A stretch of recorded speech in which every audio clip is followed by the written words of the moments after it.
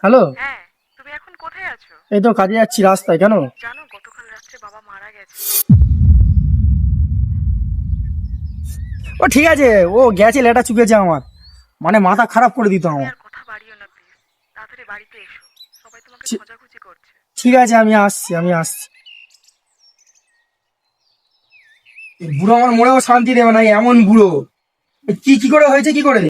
বাবা কালকে বাড়ি যাওয়ার সময় অ্যাক্সিডেন্ট হয়েছে। ঠিক আছে, বেশি করে রাখার দরকার নেই। কাউকে ফোন টোন করছো? কাউকে পাড়ার ছেলেদের ডাকো, ডেকে বার করে দিয়ে, অতক্ষণ সময় দেওয়া যাবে না।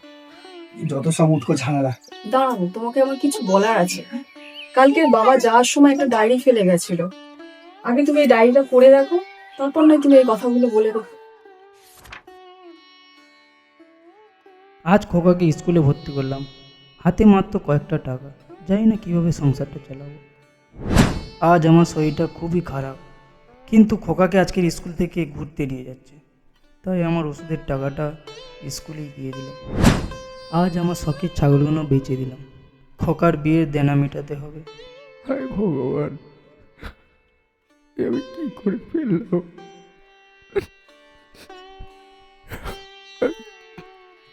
কি করে ফেললাম ভগবান?